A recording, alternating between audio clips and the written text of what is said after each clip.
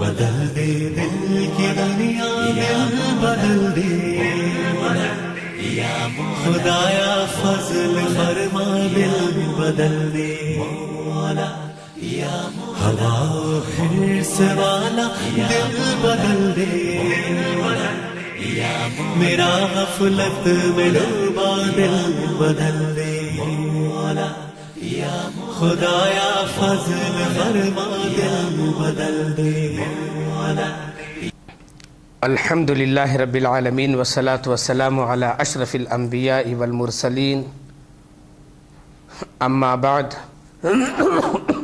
اعوذ باللہ من الشیطان الرجیم بسم اللہ الرحمن الرحیم وَأَن لَيْسَ لِلْإِنسَانِ إِلَّا مَا سَعَى۔ محترم حاضرین اور خواتین اسلام، جیسا کہ آپ لوگوں کو معلوم ہے کہ آج کا درس ہمارا ایصال ثواب کے عنوان پر ہوگا، اور میں آپ کو یہ بتاؤں سب سے پہلے کہ ایصال ثواب کسے کہتے ہیں۔ ایصال کا معنی پہنچانا، ثواب کا معنی اجر۔ اصل بات ثواب کہتے ہیں، واپس لوٹنے کو کہتے ہیں ثواب۔ عربی زبان کے اندر ثواب کا معنی واپس لوٹنا۔ اس کو واپس لوٹنا اس لیے کہا جاتا ہے کہ عمل جب آدمی کرتا ہے تو وہ نیکی بن کے واپس آتی ہے، اجر بن کے واپس آتا ہے، اس لیے اس کو ثواب کہتے ہیں۔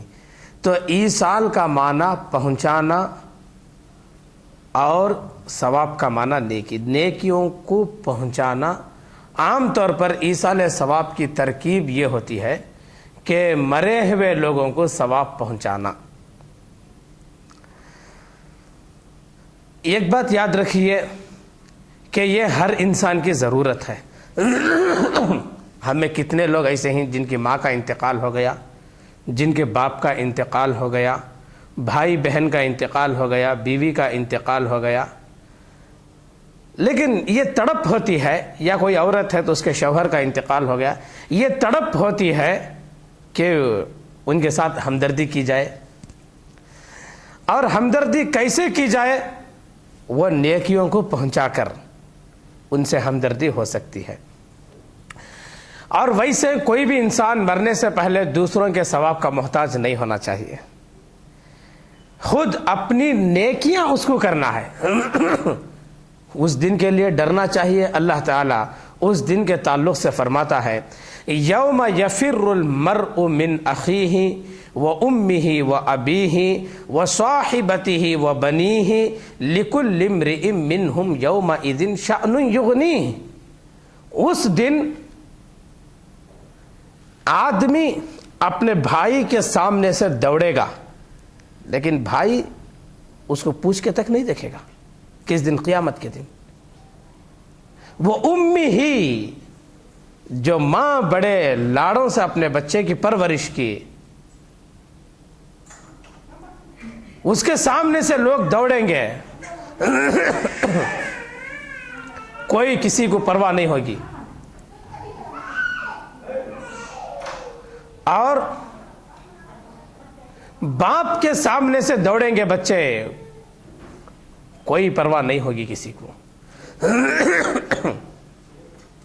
وہ صاحبتہ و بنیہ، آدمی اپنی بیوی کے سامنے سے دوڑے گا اور اپنے بچوں کے سامنے سے دوڑے گا، کوئی کسی کو کوئی پرواہ نہیں ہوگی۔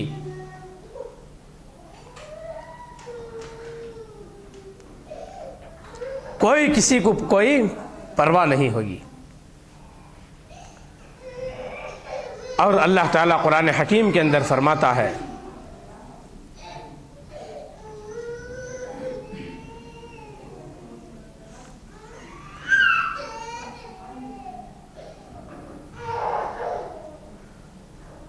وَأَن لَيْسَ لِلْإِنسَانِ إِلَّا مَا سَعَى۔ آدمی کو اس کی کوشش کے نتیجے ہی کا فائدہ قیامت کے دن ہوگا، اپنی کوشش کا نتیجہ۔ اور کوئی آدمی یہ بھروسے پہ نہیں مرنا چاہیے کہ میرے بعد میرے بچے مجھے نیکیاں پہنچائیں گے۔ آج کل وہ خود اپنی نیکیوں میں پیچھے رہ جاتے ہیں تو ہماری کہاں سے فکر کریں گے؟ ہاں، مرنے سے پہلے اپنی نیکیوں کو بنانے کی فکر ہر انسان کو ہونا چاہیے۔ اور جیسا کہ اللہ کے نبی صلی اللہ علیہ وسلم نے فرمایا، انس بن مالک رضی اللہ تعالیٰ عنہ سے روایت ہے، یتبع المیت ثلاثۃ فیرجع اثنان ویبقى معه واحد فیتبعه عمله واہلہ ومالہ فیرجع اثنان فیرجع عملہ فیرجع اہلہ ومالہ ویبقى عملہ۔ یہ ابن ماجہ کی روایت ہے، کہ ابن ماجہ کی نہیں بلکہ بخاری کتاب الرقاق کی روایت ہے، باب سکرات الموت کے اندر یہ روایت ہے کہ اللہ کے نبی صلی اللہ علیہ وسلم نے فرمایا، آدمی مرتا ہے تو 3 چیزیں چھوڑ جاتا ہے، 3 چیزیں اس کے پیچھے ہوتی ہیں۔ کیا کیا؟ اس کا مال، اس کے اہل یعنی اس کے گھر والے، اور اس کا عمل۔ یہ 3 چیزوں میں سے 2 چیزیں واپس آ جاتی ہیں۔ فیرجع اثنان، 2 چیزیں واپس آ جاتی ہیں۔ کیا کیا واپس آ جاتی ہیں؟ اس کا مال اور اس کا اہل واپس آ جاتے ہیں۔ وَيَبْقَى مَعَهُ وَاحِدٌ، ایک چیز جو اس کے ساتھ رہ جاتی ہے، وَعَمَلُهُ، اس کا عمل اس کے ساتھ رہ جاتا ہے۔ یہ بخاری کتاب الرقاق کی روایت ہے۔ ہاں، یہ یعنی کتاب الرقاق جہاں پر دلوں کو نرم کرنے والی حدیثیں ہیں، جہاں پر دلوں کو نرم کرنے والی حدیثیں ہیں، وہاں پر یہ حدیث لائی گئی ہے۔ تو وَيَبْقَى مَعَهُ وَاحِدٌ، اس کے ساتھ ایک جو چیز رہتی ہے وہ کیا ہے؟ وَعَمَلُهُ، اس کا عمل اس کے ساتھ جاتا ہے۔ وَعَمَلُهُ، اس حدیث کے اندر بس یہ ایک ہی لفظ پر غور کرنا ہے کہ مرنے کے بعد اس کا عمل، اس کا کیا ہوا عمل اس کے ساتھ جاتا ہے۔ یہ بھروسہ نہیں رکھنا چاہیے کہ بعد میں میرے بچے نیکیاں کر کر بھیجیں گے، ہم آرام کر لیں گے، بیوی نیکیاں کر کر بھیجے گی، میرا شوہر نیکیاں کر کر بھیجے گا۔ یہ نہیں ہے، اپنا عمل۔ اور اللہ تعالیٰ فرماتا ہے وَنَكْتُبُ مَا قَدَّمُوا وَآثَارَهُمْ، وہ پیچھے جو چھوڑ گئے ہیں، آگے جو کر رہے ہیں، وہ ساری چیزیں ہم لکھ رہے ہیں، وہ ساری چیزیں ہم لکھ رہے ہیں۔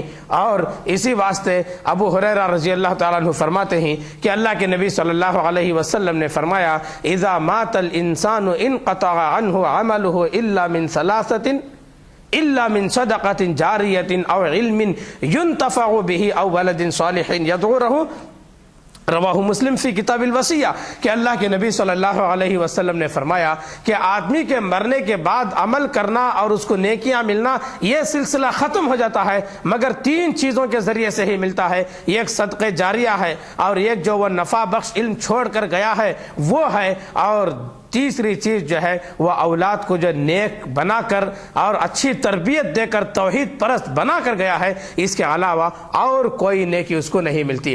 اب آئیے کہ وہ چیزیں کیا کیا ہیں، یعنی وہ چیزیں آدمی کو مرنے کے بعد بھی جو ثواب ملتا رہتا ہے وہ چیزیں کیا کیا ہیں۔ کہ مثال کے طور پر اللہ کے نبی صلی اللہ علیہ وسلم نے فرمایا، ابن ماجہ کی روایت ہے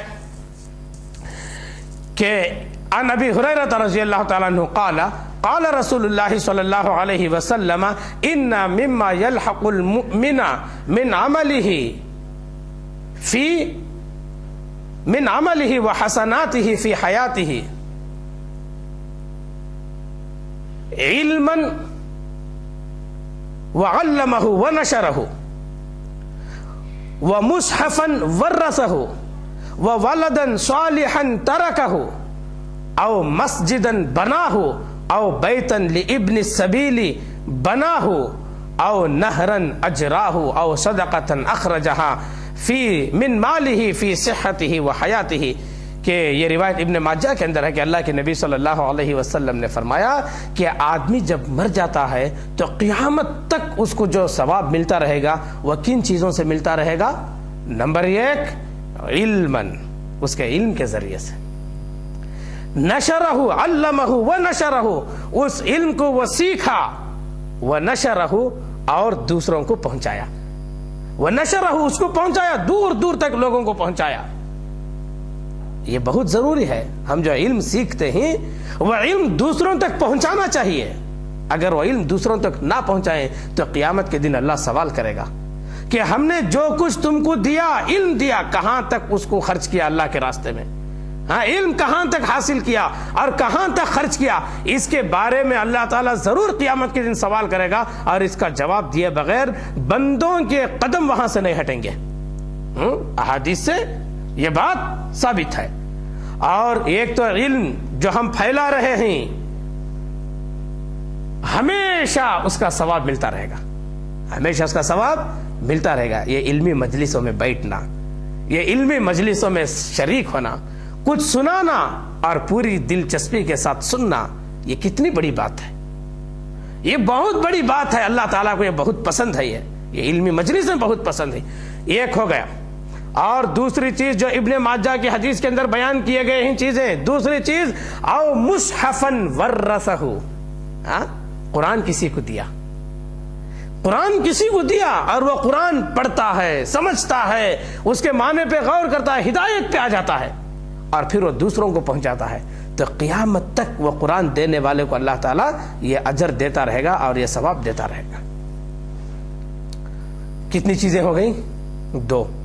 तीसरी चीज वह वलदन सालिहन तरकहु, नेक, बेटे खामोशी से सुनो, नेक औलाद छोड़कर जाए। वह वलदन सालिहन तरकहु, नेक औलाद छोड़कर जाए, इसका भी सवाब क़यामत तक उसको मिलता रहेगा। औ मस्जिदन बनाहु, या मस्जिद बना के चला गया, क़यामत तक उसका अजर उसको मिलता रहेगा। औ बैतन लि इब्न सबीली बनाहु, या मुसाफिर खाना बना के चला गया, क़यामत तक उसका अजर उसको मिलता रहेगा। औ नहरन अजराहु, या कोई नहर खोद बना के चला गया, कुआं खोद के चला गया, बोरवेल बना के चला गया, क़यामत तक उसका अजर उसको मिलता रहेगा। हाँ, उसकी मौत के बाद भी उसका अजर उसको बराबर मिलता रहेगा। व इन्ना मिम्मा यल्हक़ु मिन अमलिही व हसनातिही बअद मौतिही व सदक़तन अख़रजहा मिन मालिही फी सिहतिही व हयातिही, और वो सदका जो खर्च किया उसने, जो निकाला उसने अपने माल में से, अपने माल में से, फी सिहतिही व हयातिही, अपनी जिंदगी में सेहत के आलम में निकाला हो, अपनी जिंदगी में सेहत के आलम में निकाला हो। यह नहीं कि बीमार पड़ गया, आईसीयू में है और बचने की जमानत नहीं है, चलो सदका दे देंगे, ये नहीं। फी सेहत ही फी हयात ही, अपनी जिंदगी के आलम में, अपनी सेहतमंदी के आलम में, अपनी सेहत के आलम में जो सदका दे, वह सदका अल्लाह ताला जो है कबूल करता है। कबूल नहीं बल्कि कबूल तो और सदक़े भी अल्लाह ताला करता है, लेकिन बाद में भी जो अजर बाकी रहता है वह इन सदक़ों का अजर अल्लाह ताला देता रहता है। तो ये उसके आमाल हैं, ये उसकी नेकियां हैं। क्या क्या? और एक इस्लाम में कोई मनसन्ना फिल इस्लामी सुन्नतन हसनतन फलहु अजरुहा व अजरु मन अमिला बिहा बअदहु मिन गैरि अन युनक़स मिन उजूरिहिम शैउन। इस्लाम में कोई अच्छे तरीक़े को ईजाद करके चला गया, यानी अच्छे तरीक़े को ईजाद करने का मतलब, अच्छे तरीक़े को ईजाद करने का मतलब यह है, कई मतलब हैं इसके। पहला मतलब यह है कि एक सुन्नत ऐसी थी जो लोग भूल ही गए थे, लोगों को मालूम ही नहीं था, लेकिन वो सुन्नत निकाल के लोगों के सामने रखता है। और दूसरा मतलब इसका यह है कि एक आदमी एक बैतुल माल बनाया जिससे गरीबों की मदद कर रहा है, और उसका देखकर वो बैतुल माल बनाए, उसका देखकर वो बैतुल माल बनाए, माहौल एक सूद से पाक हो गया और लोग बैतुल माल से कर्जा लेने के आदी हो गए जो बगैर सूद के मिलता है। तो ये ऐसे तरीके कोई ईजाद चला गया, ये अच्छा तरीका है। ये क्या है? ये अच्छा तरीका है। क़यामत तक अल्लाह ताला उसका अजर उसको देता रहेगा। तो ये हमारी नेकियां हैं जो मरने के बाद भी हमको मिलती रहती हैं। तो ये बड़ी पते की बात मालूम है। लेकिन इसके बावजूद भी अल्लाह ताला का ये एहसान और करम है कि हमारे मरने के बाद दूसरों की भेजी हुई नेकियां हमको मिलती हैं। ये अल्लाह का करम है। वो क्या क्या नेकियां मिलती हैं, ہم ذرا اس کو ترتیب سے سنیں گے. پہلے نمبر پر دیکھیے ایصال ثواب یہی ہے, ایصال ثواب یہی ہے کہ ہماری مرنے کے بعد ان کو ثواب پہنچانا. کچھ طریقے ہیں, وہ طریقوں میں قرآن پڑھ کے بخشنا نہیں ہے, تیسرے دن کھانا کھلانا غلط ہے, 10ویں دن کھانا کھلانا غلط ہے, 40ویں دن, سال میں ایک مرتبہ برسی کے نام پر, یا قرآن پڑھ پڑھ کے قبر پہ لے جا کے بخشنا, یہ سب غلط کام ہے. جو قرآن و حدیث کے اندر بیان کیے گئے ہیں ان کاموں کو ہم سنیں گے. پہلے نمبر پر دعا ہے. کیا ہے پہلے نمبر پر؟ دعا ہے. دعا کے تعلق سے اللہ تعالیٰ قرآن حکیم کے اندر فرماتا ہے کہ والذین جاءوا من بعدهم یقولون ربنا اغفر لنا ولاخواننا الذین سبقونا بالایمان ولا تجعل فی قلوبنا غلا للذین آمنوا ربنا انک رؤوف الرحیم. اللہ تعالیٰ فرماتا ہے قرآن حکیم کے اندر, وہ لوگ جو بعد میں آتے ہیں وہ دعا کرتے ہیں اے اللہ ہم سے پہلے جو لوگ ایمان کے ساتھ رخصت ہوئے ہیں ان کی تو مغفرت فرما, اور ان کے تعلق سے ہمارے دلوں کے اندر کینہ اور دشمنی یہ نہ رکھ. اے ہمارے پروردگار تو رؤوف ہے اور تو رحیم ہے, ہاں تو مہربان ہے اور تو رأفت والا ہے. یہ اللہ تعالیٰ نے قرآن حکیم کے اندر فرمایا. یہ سورہ حشر کی آیت نمبر 10 ہے. اب آئیے ایک حدیث کو بھی دیکھ لیتے ہیں. حدیث اس طرح ہے, عن صفوان رضی اللہ تعالیٰ عنہ قال فإن النبي صلی اللہ علیہ وسلم كان يقول دعوة المرء المسلم لأخيه بظهر الغيب مستجابة عند رأسه ملك مؤكل كلما دعا لأخيه بخير قال الملك المؤكل به آمين ولك بمثل. أخرجه مسلم في كتاب الذكر والدعاء باب الدعاء باب فضل الدعاء للمسلمين بظهر الغيب.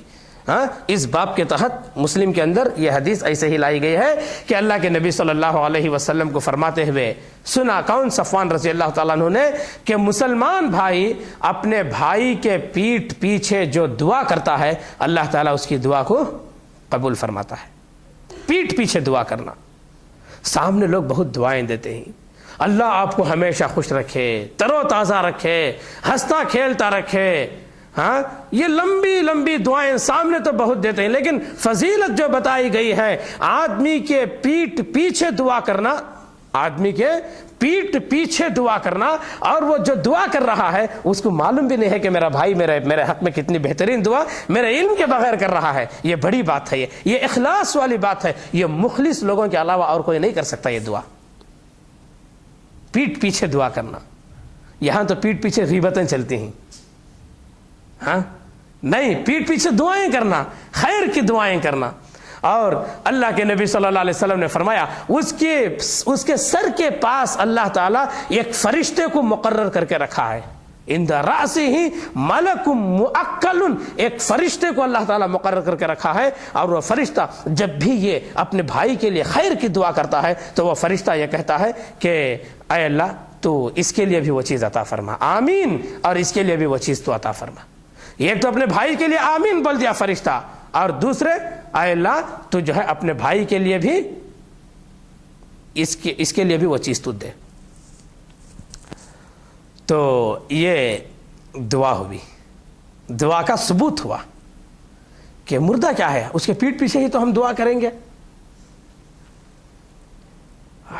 تو ایک بات تو اس سے یہ معلوم ہے. اور دعا کے تعلق سے ایک دوسری دلیل جو ہے وہ یہ ہے کہ ابن عباس رضی اللہ تعالیٰ عنہ کی روایت ہے, عن ابن عباس رضی اللہ تعالیٰ عنہما قال سمعت رسول اللہ صلی اللہ علیہ وسلم یقول ما من رجل مسلم یموت ویقوم على جنازة 40 رجلا لا یشرکون باللہ شیئا الا شفعهم اللہ فیہ. اخرجہ مسلم فی کتاب الجنائز. ہاں کہ اللہ کے نبی ابن عباس رضی اللہ تعالیٰ عنہ فرماتے ہیں کہ میں نے اللہ کے نبی صلی اللہ علیہ وسلم کو فرماتے ہوئے سنا, جو کوئی مسلمان مرد مرتا ہے اس کے جنازے میں 40 آدمی ایسے شریک ہوں جو اللہ کے ساتھ شرک نہ کرتے ہوں، مگر یہ کہ اللہ تعالیٰ ان کے اس مردے کے حق میں ان کی سفارش کو قبول فرما لیتا ہے۔ تو یہ زندوں کی دعا مردے کو پہنچ رہی ہے یا نہیں پہنچ رہی ہے؟ ایک دلیل ہے یہ عیسیٰ علیہ السلام کی دعا کے ذریعے سے۔ تو اس لیے ہم جو ہے دوستی اور صحبت توحید پرستوں سے کریں۔ اگر کوئی بدعتی بھی ہے، مشرک بھی ہے، ہم اس کو توحید کی دعوت دیں اور اس کو جو ہے توحید پرست بنائیں، اسے دوستی کریں، تاکہ ہمارے جنازے میں ایسے لوگ شریک ہو سکیں۔ پانی اور اس کے علاوہ سنیے، نہیں وہ جائیں گے۔ اور ابو ہریرہ رضی اللہ تعالیٰ عنہ سے روایت ہے، ابو ہریرہ رضی اللہ تعالیٰ عنہ سے روایت ہے کہ وہ فرماتے ہیں کان رسول اللہ صلی اللہ علیہ وسلم اذا صلی علی جنازۃ یقول اللہم اغفر لحینا ومیتنا وشاہدنا وغائبنا وصغیرنا وکبیرنا وذکرنا وانثانا اللہم من احییتہ منا فاحیہ علی الاسلام ومن توفیتہ منا فتوفہ علی الایمان اللہم لا تحرمنا اجرہ ولا تذلنا بعدہ۔ کہ اس حدیث کے اندر بھی یہ روایت ابو داؤد کتاب الجنائز کے اندر موجود ہے، اور اس کے لیے باب باندھا گیا ہے، باب ما جاء فی الدعاء فی الصلاۃ علی الجنازۃ، کہ یہاں پر یہ دعا کی جا رہی ہے کہ سارے زندے کھڑے ہو کر اس مردے کے حق میں یہ دعا کر رہے ہیں۔ رومان غور سے سنو، یہاں دیکھ کے غور سے سنو، ہاں یہ دعا کر رہے ہیں سارے لوگ مل کر کہ اے اللہ تو ہمارے مردے کو بخش دے، تو ہمارے مردے کی مغفرت فرما۔ تو دیکھیے ہمارے مردے کی مغفرت فرما، یہ زندے دعا کر رہے ہیں مردے کے حق میں، یہ دعا کا نتیجہ، یہ دعا کا فائدہ اس کو پہنچتا ہے۔ اس جیسا کہ پہلی روایت میں معلوم ہوا الا شفعہم اللہ فیہ، مگر یہ کہ اللہ تعالیٰ ان کی شفاعت ان کے حق میں قبول کر لیتا ہے۔ وہ شفاعت یہ ہے کہ اللہم اغفر لنا، ہم جو دعا کر رہے ہیں مغفرت کی، وہ دعا اللہ تعالیٰ قبول فرما لیتا ہے۔ ہاں بات معلوم بھی۔ اور دیکھیے کہ اللہ کے نبی صلی اللہ علیہ وسلم ابو سلمہ کے انتقال کے وقت پہنچے۔ ابو سلمہ رضی اللہ تعالیٰ عنہ مشہور صحابی ہیں، ان کی وفات ہو رہی تھی، بسم اللہ، ان کی وفات کے وقت پہنچے۔ پہنچنے کے بعد آپ نے سب سے پہلا کام کیا کیا؟ ان کی آنکھوں کو بند کیا، اس لیے کہ آدمی جب مرتا ہے تو روح جو نکل کے جاتی ہے، آنکھیں اس روح کو دیکھتی رہتی ہیں حسرت کی نگاہوں سے۔ تو اس لیے سب سے پہلا کام کسی کی موت کی جگہ پر ہم حاضر رہیں تو ان کی آنکھوں کو بند کرنا۔ اس کے بعد ایک غل سا ان کے گھر میں برپا ہو گیا، لیکن آپ نے سب کو خاموش کرایا اور آپ نے دعا دی ابو سلمہ کے لیے رضی اللہ تعالیٰ عنہ کے لیے۔ کیا دعا دی؟ اللہم اغفر لأبی سلمۃ وارفع درجتہ فی المہدیین واخلفہ فی عقبہ فی الغابرین واغفر لنا ولہ یا رب العالمین وافسح لہ فی قبرہ ونور لہ فیہ، اخرجہ مسلم فی کتاب الجنائز۔ یہ روایت مسلم کتاب الجنائز کے اندر موجود ہے کہ اللہ کے نبی صلی اللہ علیہ وسلم نے وہاں پر فرمایا اے اللہ اللہم اغفر لأبی سلمۃ، اے اللہ ابو سلمہ کو تو معاف کر دے، اللہم اغفر لأبی سلمۃ وارفع درجتہ فی المہدیین، اے اللہ ہدایت یافتہ لوگوں میں تو اس کے درجے کو بلند فرما، واخلفہ فی عقبہ فی الغابرین، اے اللہ اس کے یہ اپنے پیچھے جو چھوڑ جا رہا ہے لوگوں کو، ان کا تو والی بن جا، تو ان کا نگران بن جا۔ یعنی ان کے گھر میں بیوی ہے، ان کے گھر میں بچے ہیں، اور یہ تو جا رہے ہیں یہاں سے، اور یہ یہاں سے جا رہے ہیں، اے اللہ تو ان کا نگران بن جا۔ واخلفہ فی عقبہ فی الغابرین واغفر لنا ولہ یا رب العالمین، اے اللہ تو ہم کو بھی معاف فرما دے اور اس کو بھی معاف فرما دے۔ وافسح لہ فی قبرہ، اس کی قبر کو تو کشادہ کر دے، ونور لہ فیہ، اور اس کی قبر کے اندر تو روشنی دے دے۔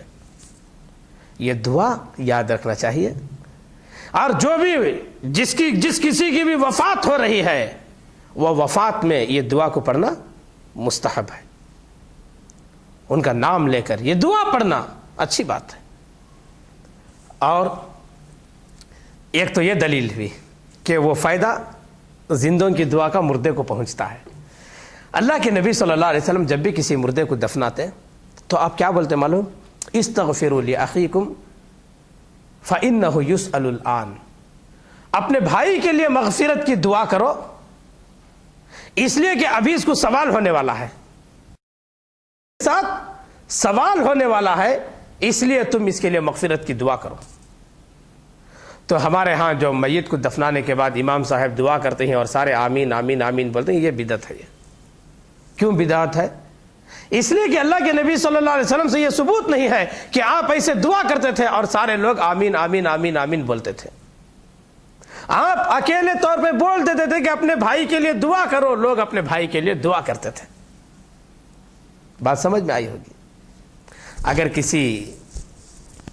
اگر کوئی وہاں پر میت کا بیٹا ہے تو اپنی ماں کا حق سمجھ کر یا اپنے باپ کا حق سمجھ کر وہ دعا کرے گا. کوئی میت کا بھائی ہے تو اپنا بھائی یا بہن سمجھ کر وہ اس طریقے سے دعا کرے گا. تو ہر آدمی اپنے اپنے طور پر دعا کرے گا اور اس کے اندر اخلاص بھی ہوتا ہے. اور اللہ کے نبی صلی اللہ علیہ وسلم جب قبرستان میں جاتے تو دعا پڑھتے تھے، مردوں کے لیے دعا کرتے تھے. وہ دعا کیا تھی؟ السلام علی اہل الدیار من المؤمنین والمسلمین یرحم اللہ المستقدمین منا والمستاخرین وانا انشاء اللہ بکم للاحقون. یہ روایت مسلم کتاب الجنائز بابو ما یقال عند دخول المقابر، یہ باب کے تحت مسلم کتاب الجنائز میں روایت موجود ہے کہ اللہ کے نبی صلی اللہ علیہ وسلم دعا کرتے تھے. وہ دعا یہ تھی کہ اے اللہ السلام علی اہل الدیار من المؤمنین والمسلمین، مسلمان اور مومن گھر والوں پر سلامتی ہو، اللہ کی سلامتی ہو، اور جو پہلے جا چکے ہیں اور جو بعد میں ہم میں سے آنے والے ہیں ان پر اللہ کی رحمت ہو، اور انشاءاللہ بہت جلد ہم بھی تم سے آ کر ملنے والے ہیں. یہ قبرستان میں کھڑے ہو کر اگر ایسی دعا کریں گے ہم، کیسی دعا؟ اے اللہ، اے لوگو، ہم بھی تمہارے ساتھ انشاءاللہ بہت جلد آ کر ملنے والے ہیں. اس سے آخرت کی یاد آتی ہے. زیارت قبور کا مقصد بھی یہی بتایا گیا ہے کہ فَإِنَّهَا تُذَكِّرُكُمُ الْآخِرَةَ، کہ یہ تم کو آخرت کی یاد دلاتی ہے، یہ تم کو آخرت کی یاد دلاتی ہے. تو معلوم یہ ہوا کہ میت کو ثواب پہنچانے کا طریقہ پہلا کیا معلوم ہوا؟ دعا. یہ ہماری دعائیں میت کو پہنچتی ہیں، اس کے اندر کوئی شک نہیں ہے، بشرطے کہ وہ توحید پرست ہو. اگر توحید پرست نہیں ہے تو ہماری دعائیں اس کو نہیں پہنچتی. یہ شرط، اولین شرط ذہن میں رکھ لیں. اور دوسری چیز جو ہے وہ نظر ہے. یعنی کوئی آدمی نظر مانا تھا کہ میرا یہ کام ہو گیا تو میں اللہ کے لیے 3 روزے رکھوں گا یا کچھ یا جتنے بھی ہوں روزے رکھوں گا، اور وہ روزے رکھنے سے پہلے اگر مر گیا تو اس کا ثواب میت کو پہنچتا ہے. روزے رکھنے سے پہلے مر گیا، اس کے گھر والے اگر وہ روزے رکھ لیں تو اس کی طرف سے وہ قضا ہو جائے گی، وہ ادا ہو جائے گا. اس تعلق سے ایک روایت ہے، اس روایت کو سن لیں. روایت اس طرح ہے: عن ابن عباس رضی اللہ تعالی عنہما قال ان امرأة ركبت البحر فنظرت ان اللہ تبارک وتعالی انجاها ان تصوم شهرا فانجاها اللہ عز وجل فلم تصم حتى ماتت فجاءت قرابة لها اما اختها او ابنتها الى النبي صلی اللہ علیہ وسلم فذكرت ذلك له فقال رسول الله صلی اللہ علیہ وسلم ارأيتك لو كان عليها دينا كنت تقضيه قالت نعم قال فدين الله احق ان يقضى اقضي عن امك اخرجه ابو داود في كتاب الايمان والنذور باب قضاء النذر عن الميت. ابو داود کے اندر یہ روایت موجود ہے، کتاب الایمان والنذور کے اندر موجود ہے کہ ایک عورت سمندری سفر کی، اور سفر میں ہر طرف پانی ہی پانی، ادھر پانی ادھر پانی، زمین کا دور دور تک نام و نشان نہیں. تو اس نے یہ نظر مانی کہ اگر اللہ مجھے صحیح سلامت پہنچا دیا اپنے گھر تو میں 1 مہینے کے روزے رکھوں گی. یہ اس نے نظر مانی. فَأَنْجَاهَا اللَّهُ عَزَّ وَجَلَّ، اللہ نے اس کو صحیح سلامت لوٹا دیا. فَلَمْ تَصُمْ حَتَّى مَاتَتْ، روزہ رکھنے سے پہلے اس کی موت ہو گئی. روزے رکھنے سے پہلے اس کی موت ہو گئی. فَجَاءَتْ قَرَابَةٌ لَهَا، اس کی ایک رشتہ دار اللہ کے نبی صلی اللہ علیہ وسلم کے پاس آئی، یا تو وہ اس کی بہن تھی یا تو وہ اس کی بیٹی تھی. ہاں، آ کر کہنے لگی اے اللہ کے نبی صلی اللہ علیہ وسلم، یہ صورتحال میری ماں کے ساتھ پیش آیا ہے، اب میں کیا کروں؟ تو اللہ کے نبی صلی اللہ علیہ وسلم نے فرمایا ارأیتک لو کان علیہا دینا کنت تقضیہ، اگر اس کے اوپر قرض ہوتا تو کیا تم ادا نہیں کرتی؟ تو اس نے کہا نعم، ضرور ادا کرتی. تو اللہ کے نبی صلی اللہ علیہ وسلم نے فرمایا فَدَيْنُ اللَّهِ أَحَقُّ أَن يُقْضَى، تو اللہ کا قرض اس بات کا زیادہ حقدار ہے کہ اس کو ادا کیا جائے. اقضی عن امک، جاؤ تم اپنی ماں کا وہ نظر پوری کرو، وہ قرض پورا کرو. تو اسی واسطے امام ابو داؤد رحمۃ اللہ علیہ اس حدیث کو کہاں لائے ہیں؟ کتاب الایمان والنذر، جہاں پر جو ہے قسموں اور نظروں کا ذکر ہے وہاں پر لائے. اسی طریقے سے اگر کوئی صدقہ دینے کی نیت کیے تھے ماں باپ، مر گئے وہ، تو ان کے یہ گھر والے اس کو پورا کر سکتے ہیں. یہ گھر والے اس کو پورا کر سکتے ہیں، اس کا ثواب ان کو پہنچتا ہے. تو ایصال ثواب کا دوسرا طریقہ کیا معلوم ہوا؟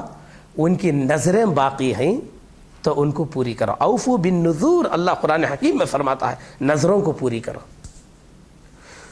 تو ایصال ثواب کا دوسرا طریقہ نظروں کو پوری کرنا معلوم ہوا. تیسری چیز جو ہے وہ قرض ہے. یہ بڑی اہم ہے. آج قرض کرتے ہیں کس لیے؟ پہلی بات، قرض سے بچنا چاہیے. ضرورت پر، ہاں نبیوں کو بھی ایسی ضرورت پڑتی تھی کہ وہ قرض لیتے تھے، لیکن آج ہمارا قرض الٹا ہے. فضول کے لیے، بیجا کے لیے، بیکار کاموں کے لیے، رسومات کے لیے، فضول خرچ کرنے کے لیے قرض ہوتا ہے. اسے نہیں ہونا چاہیے. اور قرض کتنی بڑی چیز ہے. اللہ کے نبی صلی اللہ علیہ وسلم نے فرمایا نفس المؤمن معلقۃ بدینہ حتی یقضى عنہ، کہ مومن کا نفس، مومن کی جان لٹکی رہتی ہے اس کے قرض کی وجہ سے. جب تک وہ قرض ادا نہیں ہوتا اس کو چھٹکارا نہیں ملتا. جب تک قرض ادا نہیں ہوتا اس کو چھٹکارا نہیں ملتا. ارے شہید کو لے لو، شہید کو لے لو. شہید کا کیا مقام ہے؟ اس کے خون کے قطرے زمین پر گرنے سے پہلے اللہ اس کی مغفرت کر دیتا ہے اور جنت میں اس کے ٹھکانے کو دکھا دیتا ہے. کیا یہ معمولی ثواب ہے؟ کیا یہ معمولی اجر ہے؟ لیکن شہید کے تعلق سے رسول اللہ صلی اللہ علیہ وسلم نے فرمایا یغفر للشہید کل ذنب الا الدین حتی یقضى عنہ، شہید کے سارے گناہ بخش دیے جاتے ہیں لیکن قرض نہیں معاف ہوتا. جب تک ادا نہ کر دیا جائے تب تک قرض نہیں معاف ہوتا. وہاں پہ تکلیف ہوتی رہے گی، تکلیف ہوتی رہے گی. اسی واسطے آدمی کو کیا چاہیے معلوم؟ ایک طریقہ جو سنت کا ہے، جو حدیث کا طریقہ ہے، میں وہ بتاتا ہوں. آدمی کے اندر جو جو وصیتیں ہیں، کس کو کیا کیا قرض دینا ہے، وہ لکھ کے رکھنا چاہیے. اس لیے کہ کئی قرض ایسے ہوتے ہیں جو بیوی کو بھی معلوم نہیں، شوہر بیوی کو بھی معلوم نہیں، بچوں کو بھی معلوم نہیں، فلاں کو معلوم نہیں، کسی کو معلوم نہیں. اگر اسی حالت میں مر گئے، اسی حالت میں موت آ گئی تو نتیجہ کیا ہوگا؟ تکلیف ہوتی رہتی ہے، تکلیف ہوتی رہتی ہے. لیکن قرض کا معاملہ ہے.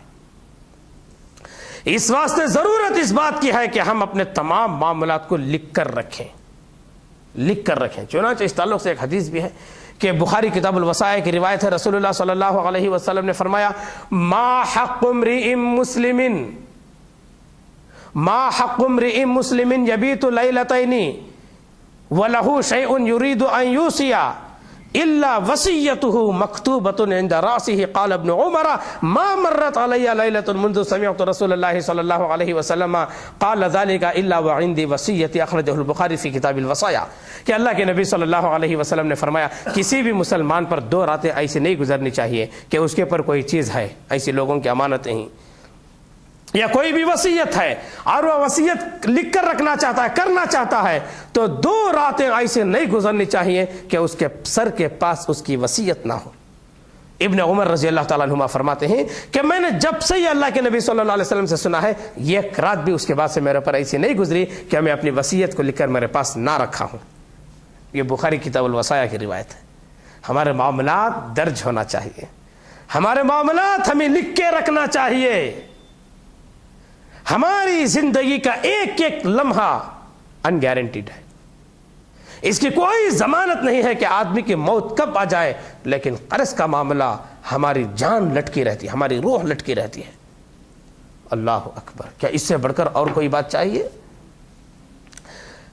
آدمی مر جاتا ہے تو سب سے پہلے اس کی وصیت پوری کی جاتی ہے، اس کے مال میں سے اس کے بعد اس کی تجہیز و تکفین ہوتی ہے، پھر اس کے بعد اس کا قرض ادا ہوتا ہے۔ یہ طریقہ بتایا گیا۔ دیکھیے سعد بن اطول رضی اللہ تعالیٰ عنہ کی ایک روایت ہے، روایت پہلے سن لیں گے۔ عن سعد بن اطول رضی اللہ تعالی عنہ ان اخاہ مات وترک 300 درہم وترک غیالا فقال فأردت أن أنفقها على غياله فقال النبي صلى الله عليه وسلم إن أخاك محبس بدينه فاقضي عنه فقال يا رسول الله صلى الله عليه وسلم أديت عنه إلا دينارين ادعتهما امرأة وليس لها بينة فقال رسول الله صلى الله عليه وسلم فاعطها فإنها محقة رواه ابن ماجه في أبواب الصدقات باب اداء القرض عن المیت، باب اداء الدین عن المیت۔ یہ روایت ابن ماجہ کے اندر اس باب اور اس باب کے اندر ایسے ہی موجود ہے۔ یہ روایت رونگٹیں کھڑی کر دینے والی روایت ہے، رونگٹیں کھڑ جائیں گے یہ سننے کے بعد کہ سعد بن اطول رضی اللہ تعالیٰ عنہ مشہور صحابی رسول صلی اللہ علیہ وسلم ہیں، ان کے بھائی کا انتقال ہو گیا۔ ان اخاہ مات، ان کے بھائی کا انتقال ہو گیا، اور ان کے بھائی نے 300 درہم چھوڑ کر گئے۔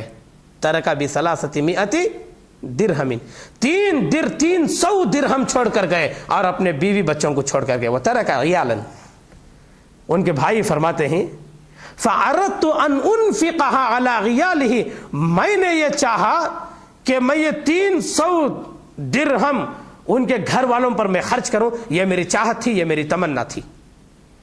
لیکن رسول اللہ صلی اللہ علیہ وسلم نے فرمایا ان اخاک محبس بدینہ، تمہارا بھائی لٹکا ہوا ہے، تمہارا بھائی لٹکا ہوا ہے اس کے قرض کی وجہ سے، پہلے جا کے اس کا قرض ادا کرو، پہلے جا کے اس کا قرض ادا کرو۔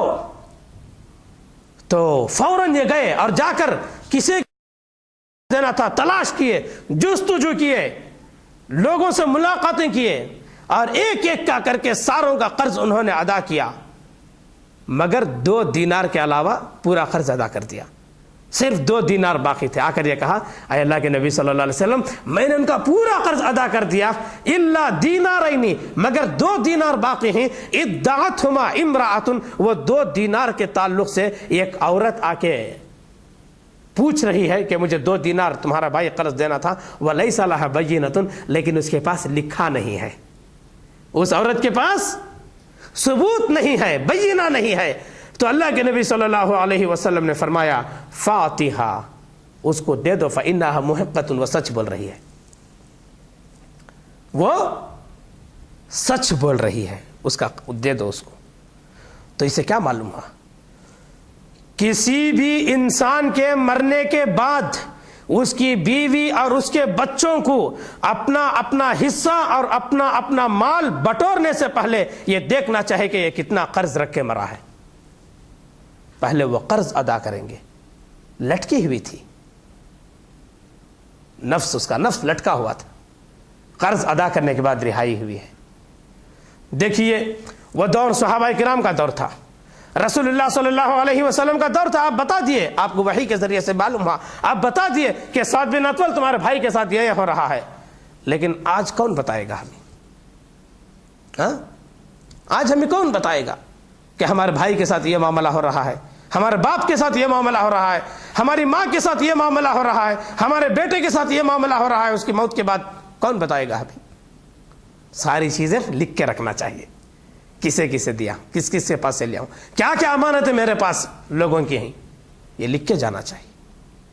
اب جو ہے ایک رسمی آواز بھی نکل گئی ہے, میت رکھ دی جاتی ہے, میت کا بیٹا آتا ہے پہلی جنازے کے پاس, میرے باپ کا کسی پر قرض ہو تو وہ میرے سے رابطہ کریں. ایک رسمن اللہ ماشاء اللہ بہت سارے لوگ اس پر عمل کرتے ہیں, قرض تلاش کر کے دیتے ہیں, لیکن آج ایسے بھی لوگ ہیں رسمی طور پہ بول دیتے ہیں, لیکن یہ کیسی ہمدردی ہے تلاش کر کے ان کا قرض ادا نہ کریں؟ یہ کیسی ہمدردی ہے یہ؟ اللہ اکبر, یہ اتنی بھیانک چیز ہے. رسول اللہ صلی اللہ علیہ وسلم ایسے لوگوں کے جنازہ نہیں پڑھے ہیں. ہاں, ایسے لوگوں کا جنازہ نہیں پڑھے ہیں آپ. اس کی وضاحت میں ایک دلیل میں آپ کے سامنے پیش کروں گا. عن ابی قتادہ رضی اللہ تعالیٰ عنہ قال اتي برجل من الانصار اتي رسول اللہ صلی اللہ علیہ وسلم برجل من الانصار لیصلی علیہ فقال رسول اللہ صلی اللہ علیہ وسلم صلوا علی صاحبکم ان علیہ دینا. قال ابو قتادہ رضی اللہ تعالیٰ عنہ علی دینہ قال الوفاء قال بالوفاء قال بالوفاء فصلی علیہ. رواہ النسائی, یہ روایت نسائی کے اندر موجود ہے. رسول اللہ صلی اللہ علیہ وسلم کے پاس ایک انصاری صحابی کا جنازہ لایا گیا, ایک انصاری صحابی کا جنازہ لایا گیا. لانے کے بعد یہ پوچھا گیا, آپ صلی اللہ علیہ وسلم کو کہا گیا کہ نماز جنازہ پڑھاؤ. آپ نماز جنازہ پڑھانے کے لیے آ رہے تھے, اتنے میں آپ نے کہا نہیں, اپنے بھائی کا جنازہ تم خود پڑھ لو. ان علیہ دینن, اس کے اوپر قرض ہے, اس کے اوپر کیا ہے؟ قرض ہے, میں نہیں پڑھوں گا, آپ پڑھ لو.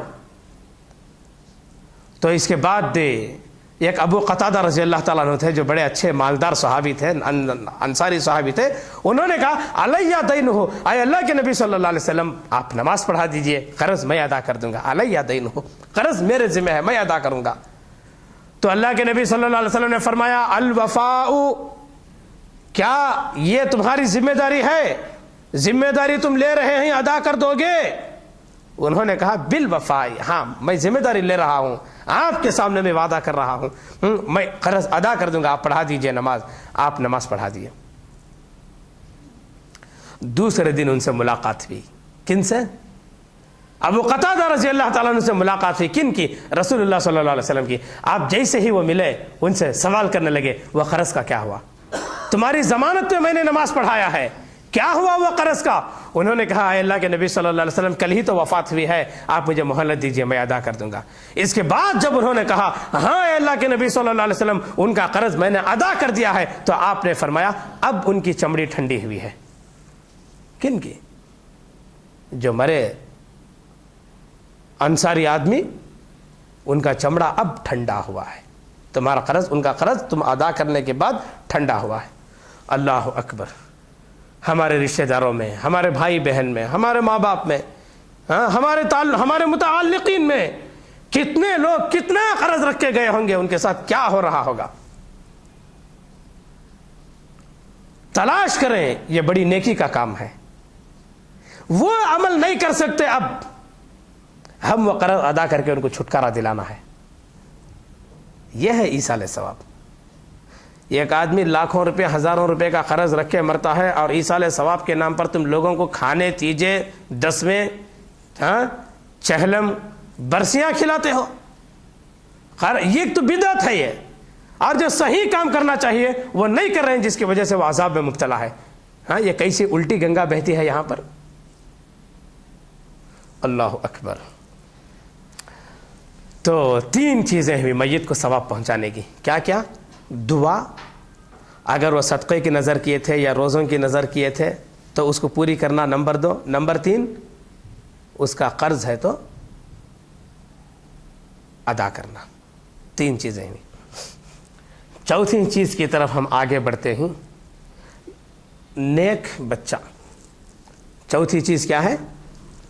نیک بچہ ہے. جیسا کہ اللہ کے نبی صلی اللہ علیہ وسلم نے فرمایا وَأَن لَيْسَ لِلْإِنسَانِ إِلَّا مَا سَعَى، یہ سورہ نجم کی آیت ہے، آیت نمبر 39۔ آدمی کو وہی ملے گا جو وہ کوشش کیا ہے۔ اور بچے کے تعلق سے کیا ہے؟ اِنَّ أَطْيَبَ مَا أَكَلَ الرَّجُلُ مِنْ كَسْبِهِ وَإِنَّ وَلَدَهُ مِنْ كَسْبِهِ أَخْرَجَهُ ابو داؤد فی کتاب البیوع۔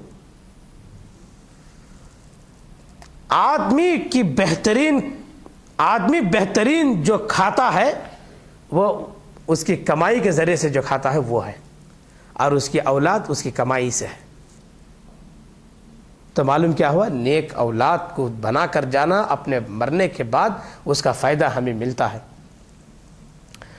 اللہ کے نبی صلی اللہ علیہ وسلم نے فرمایا عن ابی ہریرہ رضی اللہ تعالیٰ عنہ قال قال رسول اللہ صلی اللہ علیہ وسلم اذا مات الانسان انقطع عنه عمله الا من ثلاثة الا من صدقة جاریة او علم ينتفع به او ولد صالح يدعو له، اخرجہ مسلم فی کتاب الوصیہ، کہ آدمی کے مرنے کے بعد اعمال کا سلسلہ بند ہو جاتا ہے مگر تین چیزیں، ایک صدقہ جاریہ اور ایک فائدہ پہنچانے والا علم اور نیک اولاد جو اس کے حق میں دعا کرے، یدعو لہ، جو اس کے حق میں دعا کرے۔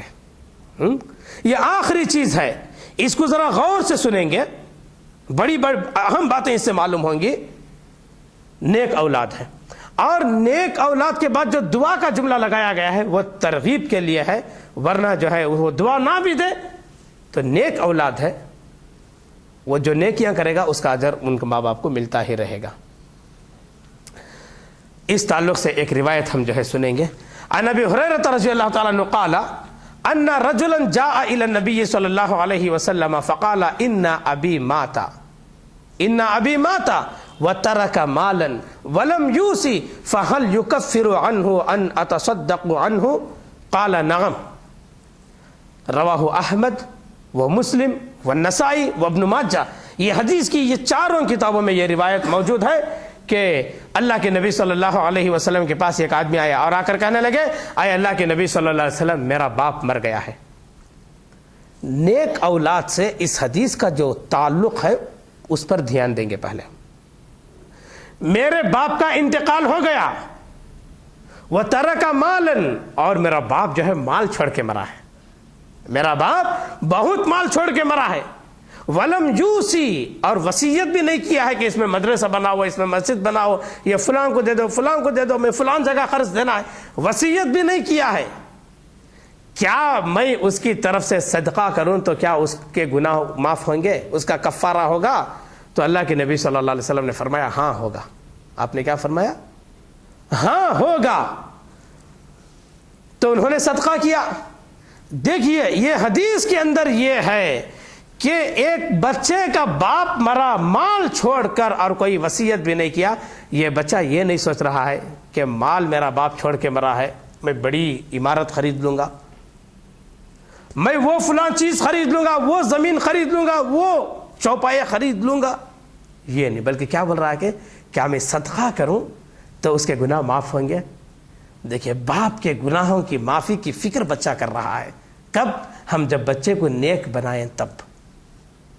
صحابہ کرام اس کا خیال رکھتے تھے کہ اپنے بچوں کو نیک بنائیں، اس کا خیال صحابہ کرام رکھتے تھے۔ نتیجہ کیا نکلا دیکھیے، مرنے کے بعد ان کے مال کو لے کر فائدہ اٹھانے کی فکر ان بچوں کو نہیں ہے، بلکہ ان بچوں کو فکر کس بات کی ہے کہ کیا میں اس کے مال سے صدقہ کروں گا تو میرے باپ کے گناہ معاف ہو جائیں گے۔ اللہ کے نبی صلی اللہ علیہ وسلم کیا تڑپ لے کے آتا ہے ایک بچہ۔ ہاں، یہ نیکی کے فوائد ہیں، یہ نیک بنانے کے فوائد ہیں۔ اگر ہم دنیا بتائیں گے اور دین نہ بتائیں گے تو یہ بچے ہمارے گناہوں کی فکر ہی نہیں کریں گے۔ گناہ ان کو کیا معلوم، نیکی وہ کیا جانے، موت کے بعد کون سا عالم ہے وہ کیا جانے۔ اگر ہم یہ تمام علم بچوں کو دے کر بڑھیں تو یہ نیک بنانا ہے بچوں کو، اور ہمارے ساتھ یہ ایسا ایسا سلوک کریں گے ہمارے مرنے کے بعد۔ اور اس تعلق سے جو ہے اور بھی ایک روایت ہے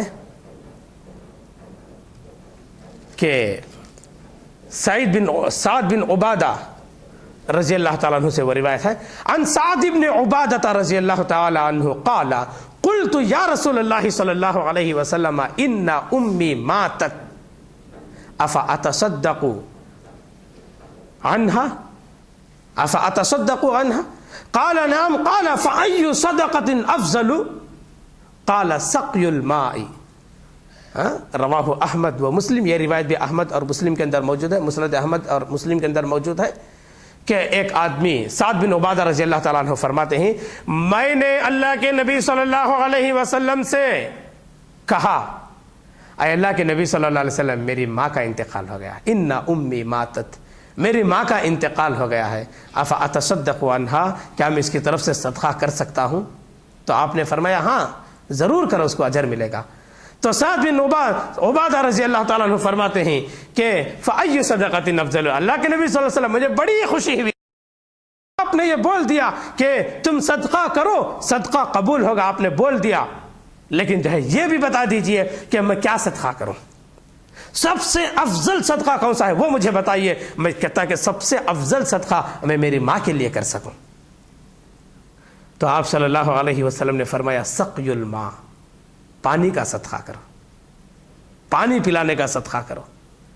دوسری روایتوں میں ہے فحفر بئرا، انہوں نے یہ کنواں کھودا، وسماها بئر ام سعد، اور اس کنویں کا نام رکھا کہ یہ ام سعد کا کنواں ہے، یہ بئر ام سعد ہے. یہ پانی کا انہوں نے صدقہ کیا. یہ کیوں؟ ماں کے مرنے کے بعد جو تڑپ لے کر ایک بچہ ایک نبی صلی اللہ علیہ وسلم کے پاس آتا ہے اور آ کر کہتا ہے کہ میری ماں کا انتقال ہو گیا، میں کیا کروں، میں صدقہ کرنا چاہتا ہوں. یہ کب ہم ویسی تعلیم دے کے مرے، ہاں بچوں کو یہ نیک بنا کے مرے، یہ علم دے کے مرے، تب جا کر بچوں کو یہ فکر ہوگی، ورنہ بچے یہ فکر نہیں کریں گے. اور ایک روایت اس تعلق سے عائشہ رضی اللہ تعالیٰ عنہ سے ہے ان رجلا قال للنبي صلی اللہ علیہ وسلم ان امی افتلتت نفسها ولم توسی واظنها لو تکلمت تصدقت فهل لها اجر ان تصدقت ولی اجر قال نعم فتصدق عنها. کہ ایک آدمی اللہ کے نبی صلی اللہ علیہ وسلم کے پاس آیا اور آ کر کہے اے اللہ کے نبی صلی اللہ علیہ وسلم اچانک میری ماں کا انتقال ہو گیا، ان امی افتلتت نفسها، اچانک میری ماں کا انتقال ہو گیا، ولم توسی، اور وہ وصیت بھی نہیں کی، اچانک ہو گیا نا انتقال، اٹھے بیٹھے وصیت بھی نہیں کی ہے. وَأَظُنُّهَا لَوْ تَكَلَّمَتْ تَصَدَّقَتْ، اے اللہ کے نبی صلی اللہ علیہ وسلم میرا گمان یہ ہے کہ اگر وہ بات کرنے کا اسے موقع ملتا تو مجھے یہ حکم دیتی کہ تم صدقہ کرو. وَأَظُنُّهَا لَوْ تَكَلَّمَتْ تَصَدَّقَتْ، کہ وہ مجھے بات کرنے کا اس کو موقع ملتا تو مجھے صدقہ کرنے کا وہ حکم دیتی. فَهَلْ يُكَفِّرُ عَنْهَا فَهَلْ لَهَا أَجْرٌ ان تصدقت عنها ولی اجر، اگر میں صدقہ کروں گا تو کیا اس کو بھی نیکی ملے گی اور مجھے بھی نیکی ملے گی؟ کیا یہ ممکن ہے؟ آپ نے کہا کہ ہاں ممکن ہے. فتصدق عنها، تو اس بچے نے اس ماں کی طرف سے صدقہ کر دیا.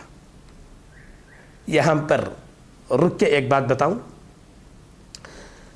وَأَظُنُّهَا لَوْ تَكَلَّمَتْ تَصَدَّقَتْ، مجھے گمان یہ ہے اگر وہ بات کرتی، لو تکلمت، بات کرتی تو صدقے کا حکم دیتی. کیسے معلوم صحابی کو؟ صحابی کو کیسے معلوم؟ وہ بات تو نہیں کی نا، لیکن بات کرتی تو صدقے کا حکم دیتی. یہ کیسے معلوم ہوا صحابی کو؟ اس طرح سے معلوم ہوا، اس کی ماں اپنی زندگی میں ہمیشہ خیرات کرتی تھی. وہ ماں مرنے والی اپنی زندگی میں ہمیشہ خیرات کرتی، صدقے کرتی. بچے یہ وہاں صدقہ کرو، بیٹے یہ وہاں صدقہ کرو، بیٹے یہ لے جاؤ وہاں صدقہ کر کے آؤ، بیٹے یہ وہاں خرچ کر کے آؤ، لے جاؤ، بیٹے یہ اس سے ان کی ضرورت پوری کرو. یہ زندگی بھر یہی کام وہ کی تھی، تو کیا ایسے وقت میں وہ نہیں بول سکتی تھی؟ تو اسی واسطے انہوں نے کہا وَأَظُنُّهَا لَوْ تَكَلَّمَتْ تَصَدَّقَتْ، میری ماں کا یہی معمول ہوتا تھا کہ ہمیشہ وہ صدقہ کرتی، تو ایسے وقت میں مجھے ضرور صدقہ کرنے کا حکم دیتی. کیا میں صدقہ کروں گا تو اس کو بھی نیکی ملے گی اور مجھے بھی نیکی ملے گی؟ آپ نے فرمایا ہاں نیکی ملے گی. گھر میں یہ ماحول ہونا چاہیے، بچوں کے سامنے صدقات و خیرات کرتے رہنا چاہیے. تو دیکھیں یہاں پر ماں باپ کے مرنے کے بعد یہ کیسے بچے تھے صحابہ کرام کے زمانے میں. رسول اللہ صلی اللہ علیہ وسلم کے زمانے میں کیسی تربیت تھی ان بچوں کی. ہاں وہ صحابہ اپنے بچوں کو کیسی تعلیم دیے تھے کہ ماں باپ کے مرتے ہی ان کی فکر کیا ہو رہی ہے, ان کے گناہ کیا ہیں کہ ہم صدقہ کریں گے. اللہ کے نبی یہ صدقہ کروں گا, میں یہ کروں گا, کیا یہ صحیح ہے, کیا یہ صحیح ہے, کیا یہ صحیح ہے, افضل صدقہ بتائیے, سب سے زیادہ فضیلت والا کیا ہے وہ بتائیے, میں وہ کروں گا. آج بھی اگر کسی کوئی ایسے نیک بچے اپنے ماں باپ کے گناہوں کی, اپنے توحید پرست ماں باپ کے گناہوں کی معافی کے لیے کچھ کرنا چاہیں تو یہ تمام کام کر سکتے ہیں. کئی علاقے ایسے ہیں جہاں پر پانی کی محتاجی ہے, پینے کے لیے پانی نہیں ہے, وہاں پر ایسی جگہوں پر ایک بور لگوا دیں, ثواب ملتا رہے گا, ان کو اجر ملتا رہے گا. جہاں پر لوگوں کو نماز پڑھنے کے لیے مساجد نہیں ہیں, وہاں پہ مسجدیں بنائیں گے, ان ماں باپ کو اس کا اجر, اس کی نیکی ملتی رہے گی قیامت تک. اور جہاں پر بچوں کی تربیت کے لیے صبح و شام کے مدارس کا انتظام نہیں ہے, وہاں پر ایسے مدارس کا انتظام کریں, جگہ کرائے پر لے, اور ماہانہ اساتذہ کی تنخواہیں اپنے خاندان سے, اپنے لوگوں سے کچھ اس میں حصے دار بنے. قیامت تک ان کا اجر ان کو ملتا رہے گا. ہاں یہ سب نیکیاں ہیں, یہ نیک بچے ہی کر سکتے ہیں. بچے نیک نہیں تو یہ فکر کہاں سے کریں گے؟ ہاں یہ فکر کہاں سے کریں گے؟ تو اصل ہمدردی یہ ہے, صدقہ چھپا کے دیتے ہیں. وصدقۃ, وہ صدقہ جو ورجل تصدق بصدقۃ فاخفاها حتى لا تعلم شماله ما تنفق يمينه, یہ ہاتھ سے صدقہ ہوتا ہے تو یہ ہاتھ کو خبر نہیں ہوتی. ہاں یہ صدقے ہیں یہ. لیکن آج ایصال ثواب کے نام پر پورے گاؤں میں اعلان کیا جاتا ہے, پورے خاندان میں اعلان کیا جاتا ہے, سارے لوگوں میں اعلان کیا جاتا, آج تیسرا دن ہے, کھانے کے لیے سب آ جاؤ. یہ کیسا صدقہ ہوا؟ ہاں بدعتی صدقہ. 10ویں دن کے نام پر ہو, 40ویں دن کے نام پر ہو, برسی کے نام پر ہو, صدقہ چھپا کے دیا جاتا ہے. یہ کیسا صدقہ ہے یہ؟ اور وہ بھی بدعت کا صدقہ, اس کا کوئی ثبوت نہیں ہے. یہ سب خرافات چھوڑو, اصل ایصال ثواب کے جو طریقے بتائے گئے ہیں اس پر عمل کرو, ان کو ثواب ملے گا. ورنہ ساری نیکیاں اکارت, سارا پیسہ برباد, الٹا گناہ. یہ کیسا طریقہ ہے پیسے دے کے گناہ خریدنا؟ تو کتنی باتیں ہوئی؟ 4 باتیں ہوئی ایصال ثواب کی. ایک دعا ہے, نمبر 2 نظر ہے, صدقے کی نظر کیے ہوں یا روزے کی نظر کیے ہوں, جو بھی ہو. نمبر 3 ان کے قرض کو ادا کرنا ہے. نمبر 4 نیک اولاد کے یہ صدقات و خیرات ہیں. اچھا یہاں پہ رک کے ایک بات میں بتاؤں, یہ صدقات جو ہیں وہ بچے ہی کرنا, دوسرے نہیں کرنا, اس لیے کہ عبادات ہیں. عبادات توقیفی ہوتے ہیں. توقیفی کا مطلب جن کو ذمہ داری وہ عبادت کرنے کی دی جائے وہی وہ ذمہ داری کرنا, دوسرا وہ ذمہ داری نہیں نبھانا. صدقات بچے ہی کرنا, دوسرے نہیں کرنا. دعا سب کر سکتے ہیں.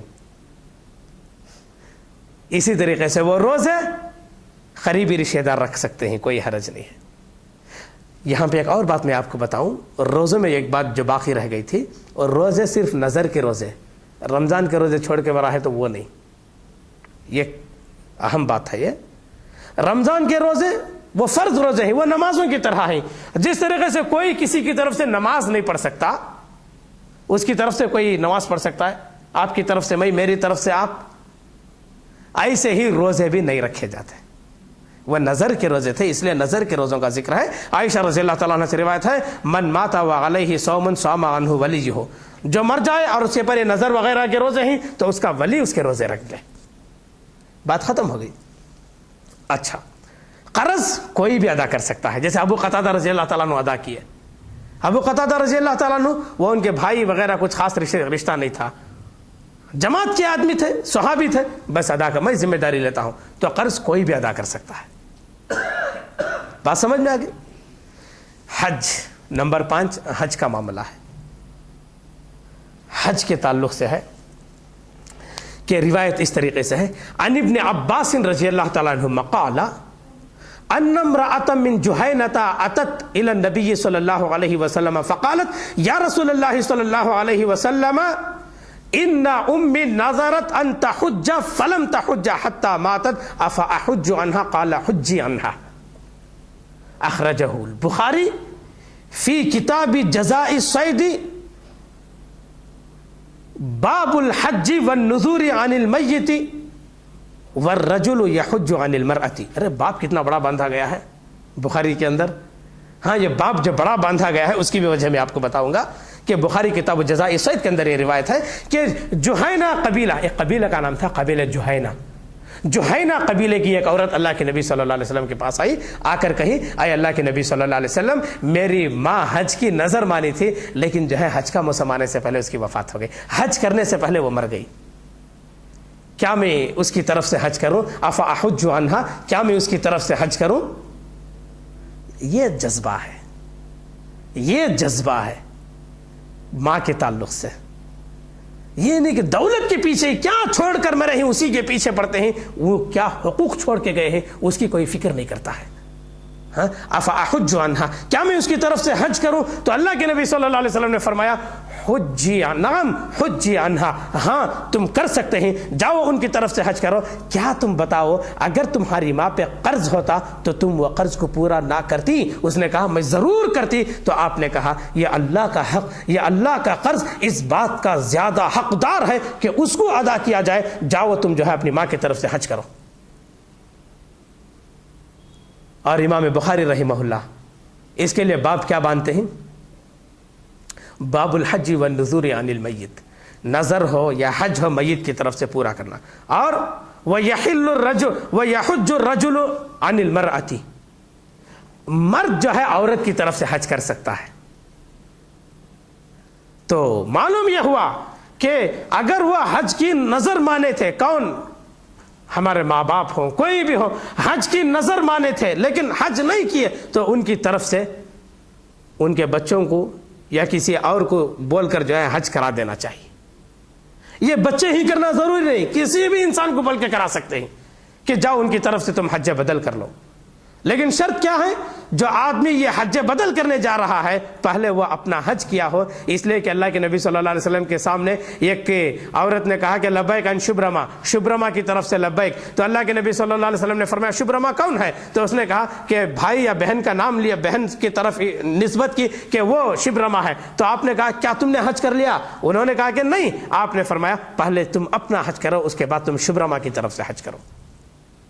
تو ایسا حج کرنے والا پہلے اپنا حج کیا ہو. اور ایک بات یہ ہے کہ مرد کی طرف سے عورت حج کر سکتا ہے اور عورت کی طرف سے مرد حج کر سکتا ہے. اسی لیے امام بخاری رحمہ اللہ یہاں پر جو ہے باب کیا باندھے ہیں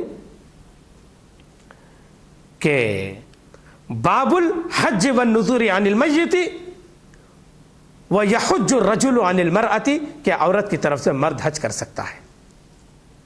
ایک عورت آئی خثعم قبیلے کی، یہ بھی بخاری کی روایت ہے.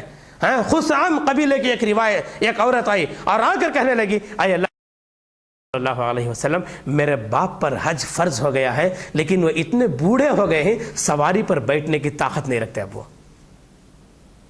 آپ نے فرمایا تم ان کی طرف سے حج کرو، جاؤ تم ان کی طرف سے حج کرو. لیکن اگر ایسے لوگوں کی طرف سے حج کرنے کے لیے ایک اور شرط ہے، وہ شرط یہ ہے کہ وہ حج جو ہے پیسہ تھا، دولت تھی، صحت تھی، وقت تھا، مغروری سے نہیں کیے کیا حج کرنا بعد میں کر لیں گے، کر لیں گے بعد میں، کر لیں گے بعد میں. یہ بغیر عذر کے وہ حج نہیں کیے، ان کی طرف سے حج نہیں کیا جا سکتا، ان کی طرف سے حج نہیں کیا جا سکتا. جیسے زکوٰۃ کو ہی چھوڑ کے مر گیا ان کی طرف سے، جیسے زکوٰۃ نہیں دی جا سکتی ایسے ہی ان کی طرف سے حج نہیں کیا جائے گا. تڑپ تھی، نیت تھی، اظہار کر رہے تھے لیکن کیا کرنا، سہولتیں نہیں تھی، مسائل تھے. جیسے عورت نے کہا کہ بڑھاپے کی وجہ سے وہ سواری پر نہیں بیٹھ سکتا، میں کیا کروں؟ آپ نے فرمایا ان کی طرف سے تم حج کرو. ایسے ماں باپ کی طرف سے حج کر سکتے ہیں. 5 باتیں ہوئی. تو یوں سمجھ لیجئے کہ یہی 5 چیزیں ہی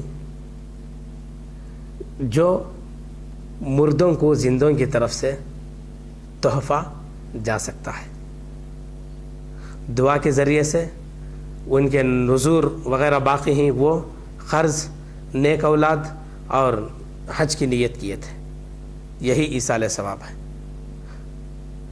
ایک اور چیز ہے، اس کی کوئی دلیل نہیں ہے، قربانی کرنا۔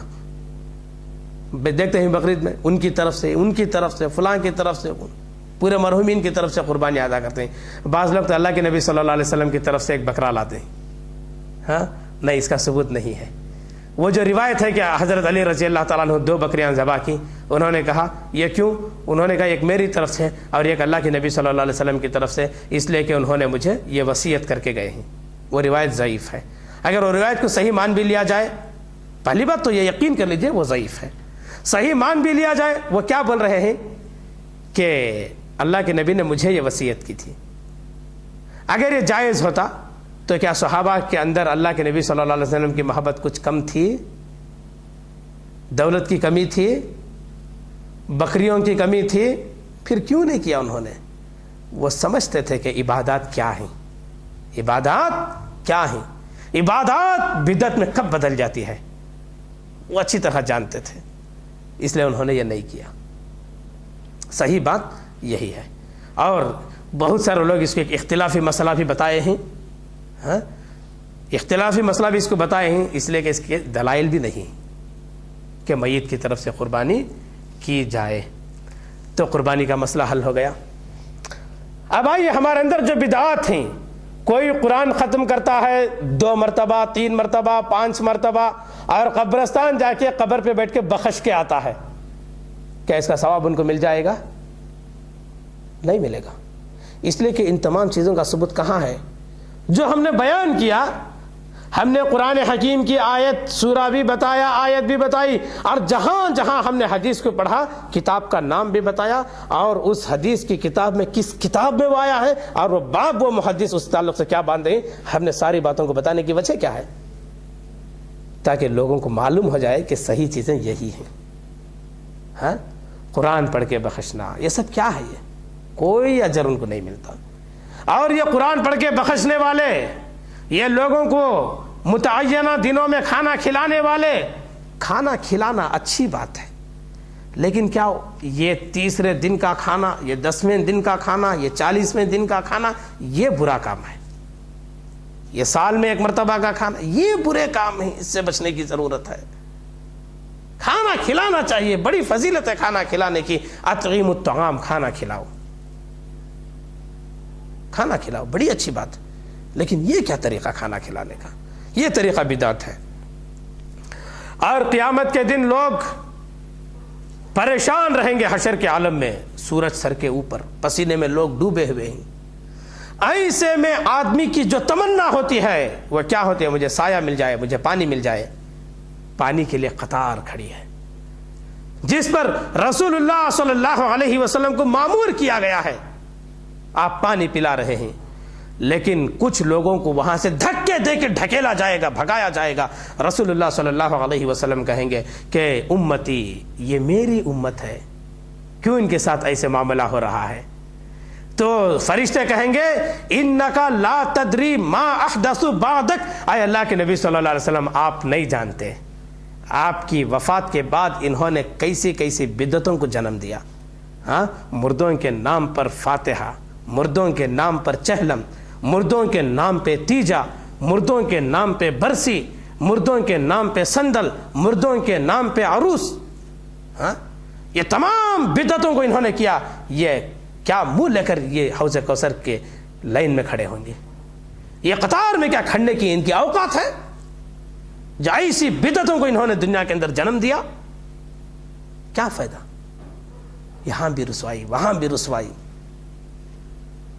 تو بہرحال یہ ہے ایصال ثواب۔ ثواب مردوں کو پہنچانے کا صحیح طریقہ یہ ہے۔